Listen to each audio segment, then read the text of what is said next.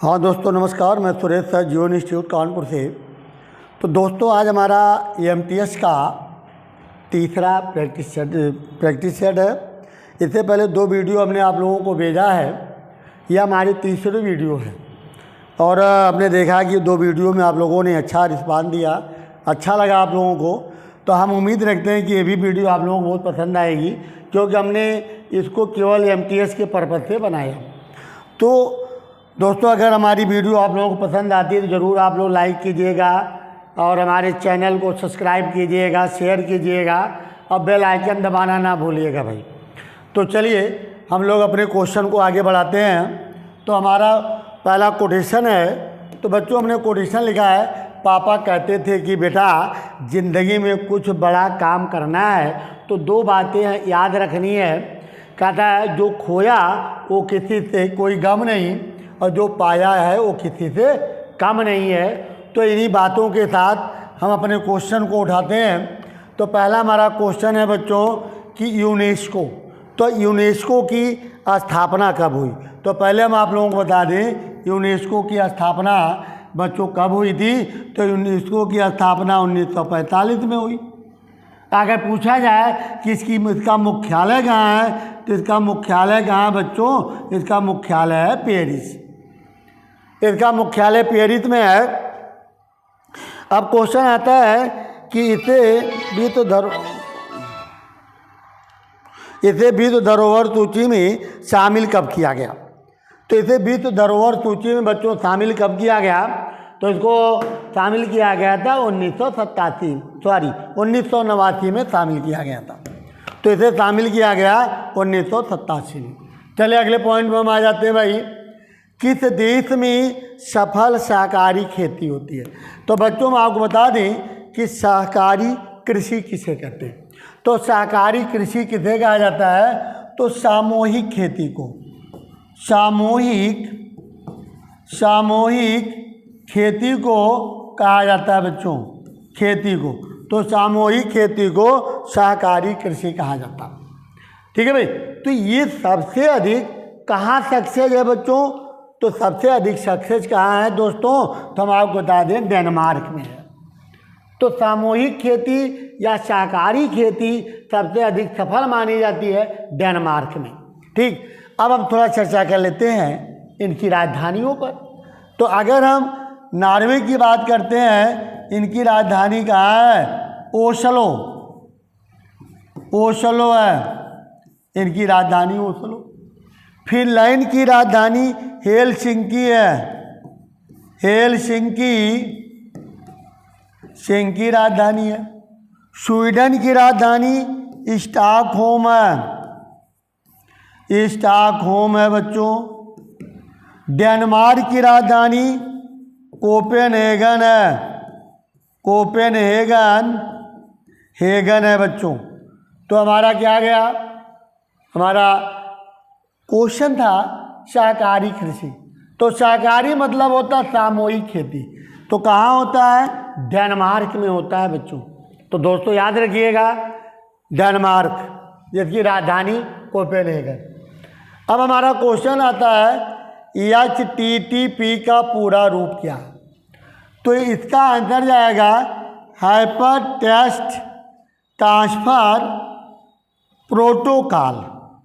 तो ये हमारा आंसर होगा इसका। इसको आप लोग नोट कर लीजिएगा, क्वेश्चन पूछे गए हैं।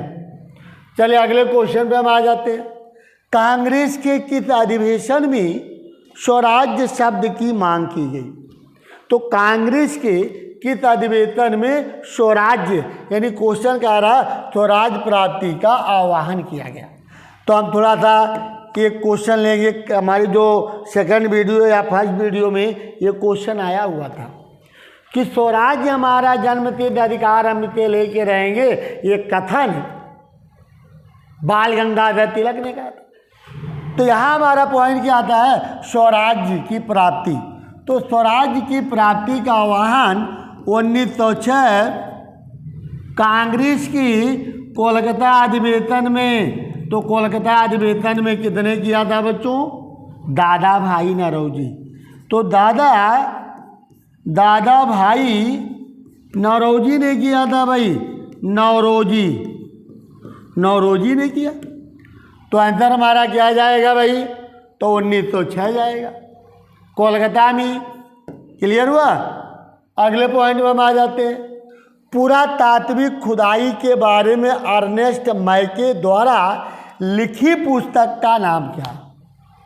तो अर्नेस्ट मैके ने कौन सी पुस्तक लिखी है दोस्तों? तो आप लोग याद रखिएगा, इनकी द्वारा लिखी गई पुस्तक फादर एक्सपेंशन एट मोहनजोदाड़ो। तो दूसरा आंसर इसका सही है। ये एसएससी सीजीएल में आया हुआ क्वेश्चन है। ठीक, तो एसएससी सीजीएल में आ चुका है बच्चों। अगले क्वेश्चन में हम आ जाते हैं भाई। कहता भारत की पहली सुपरफास्ट ट्रेन का नाम क्या है? भारत की पहली सुपरफास्ट ट्रेन, शताब्दी ऑप्शन लिया है, और फिर आपका राजधानी एक्सप्रेस, दुरंतो और डेक्कन क्वीन। तो डेक्कन क्वीन की अगर हम बात करते हैं तो भारत की पहली विद्युत ट्रेन, तो भारत की पहली विद्युत ट्रेन या सुपरफास्ट ट्रेन कौन सी है? तो डेक्कन क्वीन है, जो 1930 में चलाई गई थी। तो 1930 में चलाई गई थी, बॉम्बे टू थाने के मध्य चलाई गई। और अगर हम दुरंतो की बात करते हैं तो 1909 में लाई, 2009 में चलाई गई थी। ठीक है भाई। तो आइए हम लोग अगले प्रश्न में आगे बढ़ते हैं। तो डेक्कन क्वीन आंसर जाएगा बच्चों संसद आदर्श ग्राम योजना। तो बच्चों संसद आदर्श ग्राम योजना के तहत 5 गांव गोद लेने का रूल था, 5 गांव गोद लेने की प्रावधान था। तो ये लाया कब गया था बच्चों? ये 2014 में शुरू किया गया था, ध्यान रखिएगा 2014 में। तो ये किस पर आधारित है, किसकी विचारधारा पे आधारित है? तो यहाँ जाएगा महात्मा गांधी के विचारधारा पर आधारित है। ठीक है, तो विचारधारा महात्मा गांधी के विचारधारा पर आधारित है ये। चलिए अगले पॉइंट में हम आ जाते हैं दोस्तों। किस वायसराय ने निर्वाचित स्थानीय सहकारी निकाय का सृजन की पहल की थी? तो स्थानीय स्वशासन प्रणाली हम कह सकते हैं भाई। तो भारत में स्थानीय स्वशासन प्रणाली का जनक किसे कहा जाता है? तो लॉर्ड रिपन को कहा जाता है। तो 1882 में इन्होंने चालू किया था, क्योंकि लॉर्ड रिपन का जो कार्यकाल है दोस्तों वो 1880 से 1884 है। तो भारत में स्थानीय स्वशासन का जनक किसे माना जाता है दोस्तों? तो लॉर्ड रिपन को माना जाता है। कई बार क्वेश्चन ये भी आ चुका है, ध्यान रखिएगा आप लोग। अगले पॉइंट में हम आ जाते हैं। रूरल क्षेत्र, रूरल क्षेत्र जिसका सबसे महत्वपूर्ण औद्योगिक है। तो रूरल क्षेत्र जो होता है सबसे महत्वपूर्ण औद्योगिक क्षेत्र कौन सा है बच्चों? तो रूरल क्षेत्र जो होता है तो ये हमारा जाएगा जर्मनी का क्षेत्र। तो रूरल क्षेत्र सबसे अधिक जर्मनी में पाया गया है। ठीक है, अब थोड़ा हम लोग इसकी राजधानी पे चर्चा कर लेते हैं। तो राजधानी भी अगर फ्रांस की हम बात करते हैं तो पेरिस है राजधानी। फ्रांस की पेरिस में बच्चों जर्मनी की अगर हम बात करते हैं ना तो बर्लिन, एक पिक्चर भी आई थी बर्लिन ट्रेन। तो जैसे वहाँ बर्लिन ट्रेन है उसी तरह से तो बर्लिन इसकी राजधानी थी भाई, बर्लिन। तो बर्लिन इसकी राजधानी थी। हंगरी, तो हंगरी की बुडापेस्ट है बच्चों, बुडापेस्ट। तो बुडापेस्ट है हंगरी की। अब कोपेनहेगन का हम आपको पहले बता, डेनमार्क हमने पहले बता दिया कि इसकी राजधानी कोपेनहेगन है। ठीक है, तो उम्मीद हम रखते हैं कि आप लोगों को जरूर पसंद आएगा, हम इसीलिए एक एक चीज़ क्लियर कर रहे हैं। जीएसटी, तो जीएसटी की परंपरा जो है, कहता जीएसटी कहाँ से लिया गया, जीएसटी आपको किस आर्टिकल में रखा गया, तो बड़ी लंबी कथा हो जाएगी। तो हम इतना आपको लेके चलते जीएसटी क्या है। तो जीएसटी आ जाता अप्रत्यक्ष कर में। जीएसटी को लागू कब किया गया? तो 1 जुलाई 2017। तो 1 जुलाई 2017 को जीएसटी को लागू किया गया और भारतीय संविधान के अनुच्छेद 279A में रखा गया। ठीक है भाई। तो चलिए अगले पॉइंट में हम लोग बढ़ते हैं भाई। तो अगला पॉइंट हमारा आ जाता है, भारतीय संविधान में स्वतंत्रता, समानता, बंधुत्व की अवधारणा ली गई है। कहाँ से उठाई गई है? तो ये उठाई गई है फ्रांस। तो फ्रांसीसी क्रांति पर भी आधारित है। फ्रांसीसी क्रांति की प्रेरणा है इस पे।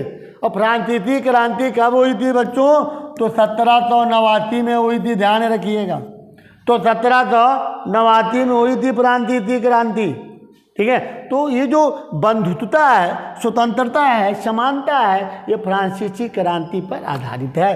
तो चलिए बच्चों, हम लोग अगले प्रश्न में आ जाते हैं। 1857 विद्रोह के दौरान भारत में ब्रिटिश महिलाओं को समर्पित एक पेंटिंग इन मेमोरियल किसने बनाई थी? जॉन टेलियन, थॉमस जोन्स बर्कर या फेलिस बीटो, जोसेफ नोएल पैटर्न है? तो कितने बनाई थी भाई? तो आंसर बच्चों हमारा क्या आ जाएगा? कितने बनाई थी? जोसेफ एल पैटर्न ने तैयार की थी। तो याद रखिएगा आप लोग। तो चौथा आंसर हमारा सही है, ठीक है। चलिए नेक्स्ट पॉइंट, भारत का पहला सुपर कंप्यूटर, अब हम लोग बोलते हैं परम 10,000, तब क्या था? परम 8,000। तो परम 8,000 आंसर जाएगा बच्चों, यहाँ जाएगा परम 8,000। क्लियर हुआ? नेक्स्ट पॉइंट, चिश्ती परंपरा। तो चिश्ती परंपरा की शुरुआत कितने की थी बच्चों? तो चिश्ती परंपरा आप लोगों ने पढ़ा होगा कि जब मोहम्मद गोरी ने भारत पर आक्रमण किया था, तो 12वीं शताब्दी में, नहीं 1100 समथिंग, तो 12वीं शताब्दी में तो मोइनुद्दीन चिश्ती मोहम्मद गोरी के साथ भारत आए थे। तो मोइनुद्दीन चिश्ती ने, ठीक है भाई, इन्होंने चिश्ती सिलसिला की शुरुआत की थी। तो चिश्ती सिलसिला की शुरुआत, ठीक है भाई, की थी। और मोइनुद्दीन चिश्ती का अगर मकबरा पूछा जाए तो अजमेर में। और इन्हें गरीब नवाज खां भी कहा जाता है। मोइनुद्दीन चिश्ती को गरीब नवाज खां के नाम से जाना जाता है, ठीक है भाई। तो इनका मकबरा कहाँ है? अजमेर में पड़ता है। नेक्स्ट पॉइंट में हम आ जाते हैं, भारत का संविधान दिवस कब मनाया जाता है? तो भारत का संविधान दिवस बच्चों हम आपको बता दें क्यों मनाया जाता है। तो 26 नवंबर 1949, यानी 26 नवंबर 1949 को हमारे देश का संविधान बन के तैयार हुआ। इसलिए 26 नवंबर को हम क्या मनाते हैं भाई? 26 नवंबर को संविधान दिवस के रूप में मनाया जाता है, ठीक।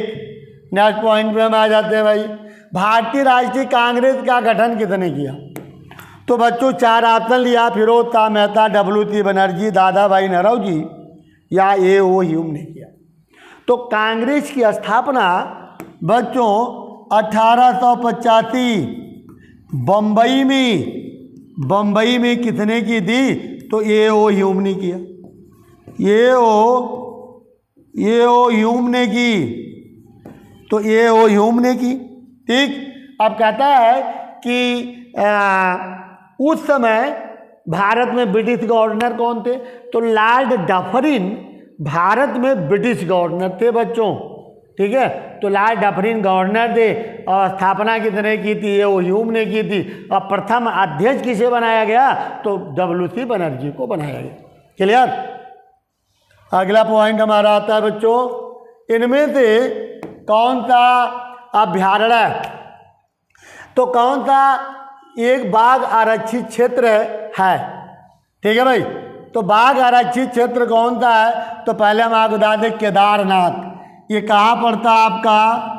उत्तराखंड में स्थित है बच्चों, उत्तराखंड में दोस्तों। जिम कॉर्बेट नेशनल पार्क, ये भी उत्तराखंड में है, उत्तराखंड में भाई। ये वही है जिसको हम लोग बोलते हैं हेली नेशनल पार्क। आज इसका भी नाम चेंज हो गया, आज हम इसको बोलते हैं रामगंगा नेशनल पार्क बोलते हैं। तो रामगंगा नेशनल पार्क के नाम से जाना जाता है। अब हम आ जाते हैं, तो Jim Corbett national park Uttarakhand, great Himalaya national park. तो ग्रेट हिमालय यानी हिमाचल प्रदेश से है, हिमाचल प्रदेश में स्थित है बच्चों, हिमाचल प्रदेश में स्थित है। एक गिरी वन्य जीव अभ्यारण्य कहाँ पड़ता है भाई? ये गुजरात में पड़ता है, ये गुजरात में स्थित है दोस्तों, जिसको आप लोग तुरंत नोट कर लीजिए कहाँ कहाँ पड़ता है। और बाघ आरक्षित क्षेत्र में आता है, कौन सा आता है, Jim Corbett national park Uttarakhand. इसकी स्थापना जब हुई थी हेली नेशनल पार्क के नाम से तो 1936 में हुई थी दोस्तों, याद रखिएगा। चलिए अगले पॉइंट में हम बढ़ जाते हैं भाई। हाँ, चंद्रयान-2 को लॉन्च करने के लिए किस यान का उपयोग किया गया? तो चंद्रयान-2 को लॉन्च करने के लिए किसका उपयोग किया गया था बच्चों? तो इसका उपयोग किया गया था PSLV का, ठीक है।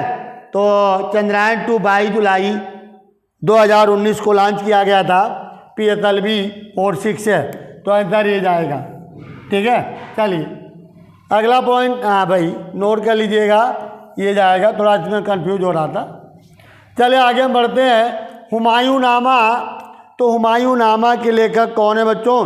तो हुमायूंनामा के लेखक हुमायूं की बहन गुलबदन बानो बेगम। तो इसके राइटर कौन है बच्चों? तो गुलबदन बानो बेगम है हुमायूंनामा। चलिए अगला पॉइंट, जिम कॉर्बेट राष्ट्रीय उद्यान कहाँ है? ये क्वेश्चन अभी रिपीट हुआ है। तो Jim Corbett national park Uttarakhand में है, ठीक है। वर्तमान नाम इसका रामगंगा नेशनल पार्क है। जब थक जाओ थोड़ा आराम कर लो, लेकिन कभी हार मत मानना दोस्तों। कहता है कि अगर आप पढ़ते पढ़ते थक जाते हैं या समय बीत जाता है तो ज़रूर आप रेस्ट कर लें, लेकिन हिम्मत नहीं हारना चाहिए। जब तक मंजिल ना मिल जाए तब तक हमारा फर्ज है, हमारा दायित्व है, हमारा कर्म है कि हमें लगे रहना चाहिए। और मंजिल ज़रूर मिलेगी, चाहे भले थोड़ा सा टाइम ले, लेकिन मंजिल देखी जाएगी। चलिए बच्चों आगे बढ़ते हैं। दक्षिणी अमेरिका का सबसे बड़ा देश कौन था? तो दक्षिणी अमेरिका में क्षेत्रफल में सबसे बड़ा देश हमारा आता है ब्राज़ील। तो ब्राज़ील हमारा सबसे बड़ा देश है दक्षिणी अमेरिका महाद्वीप का, ठीक है भाई। तो अगले पॉइंट में हम बढ़ जाते हैं भाई। भारत का केंद्रीय औषधि अनुसंधान संस्थान कहाँ? तो अगर हम बात करते हैं कि भारत का केंद्रीय औषधि अनुसंधान केंद्र है, तो बच्चों इसकी स्थापना 1951 में हुई। और ये कहाँ स्थित है? तो लखनऊ में स्थित है, ठीक। चलिए नेक्स्ट क्वेश्चन, भारत की सबसे लंबी राजमार्ग सुरंग कौन सी है? तो भारत की सबसे लंबी राजमार्ग सुरंग जो है, देखिए ये सब उत्तरी क्षेत्र पहाड़ी क्षेत्र के हैं। तो अटल सुरंग जम्मू कश्मीर की इस समय सबसे लंबी सुरंग मानी जाती है। तो अटल सुरंग मानी जाती है भाई, ठीक। हाँ, निम्न में से कौन सी नदी अरब सागर में गिरती है बच्चों? तो देखिए हम आपको बता दें, ताप्ती नदी कहाँ से निकलती है भाई? सतपुड़ा से निकलती है और गिरती कहाँ है भाई?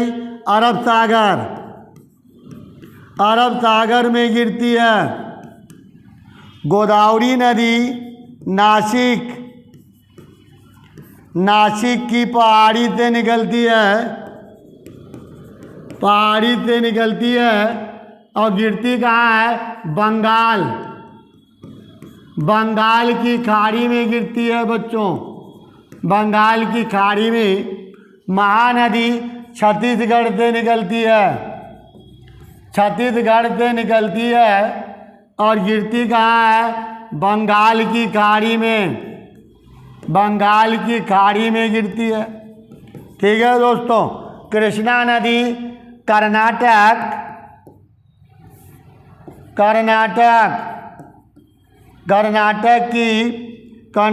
के महाबालेश्वर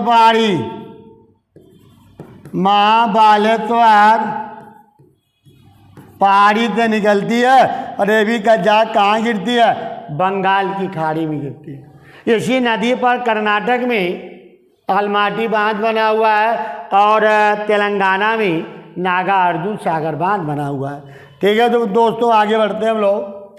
लोकसभा राज्यसभा की संयुक्त बैठक, तो लोकसभा राज्यसभा की संयुक्त बैठक यह अनुच्छेद 108 में वर्णित है। 108 में संयुक्त बैठक की अध्यक्षता कौन करता? लोकसभा अध्यक्ष करता। अब बुलाता देखिए, कहता यदि किसी विधेयक पर दोनों सदनों में मतभेद हो जाता है तो संयुक्त बैठक बुलाता है राष्ट्रपति, अध्यक्षता लोकसभा अध्यक्ष करता है। बच्चों ध्यान रखिएगा, ठीक है भाई। तो यहाँ हमारा जाएगा लोकसभा अध्यक्ष। तो देखिए हमारा कोटेशन आ गया, लक्ष्य ज़्यादा दूर नहीं, बस अपनी रफ्तार थोड़ी तेज करनी है दोस्तों। आज खामोशी से पढ़कर अपनी सफलता की कहानी लिखनी है दोस्तों, याद रखिएगा आप लोग। तो इसी के साथ हमारा आज का क्लास ये समाप्त होता है। आज की वीडियो हमारी वैसे समाप्त होती है। 25 का हमने मॉडल बनाया। अगली वीडियो के लिए फिर हम उपस्थित होंगे और हमें पूरा उम्मीद है कि जो हम आपके पास मैटर डाल रहे हैं, वीडियो भेज रहे हैं, सबको पसंद आएगा। अच्छे क्वेश्चंस हैं, तो अगर पसंद आता है तो ज़रूर हमारे चैनल को सब्सक्राइब कीजिएगा, लाइक कीजिएगा, शेयर कीजिएगा, जैसे और भी लोग लाभ उठा सकें। तो चलिए इन्हीं शब्दों के साथ आज का हम अपना क्लास ही समाप्त करते हैं और फिर कल मिलते हैं, फिर अगले वीडियो मिलते हैं। तब तक के लिए जय हिंद, जय भारत।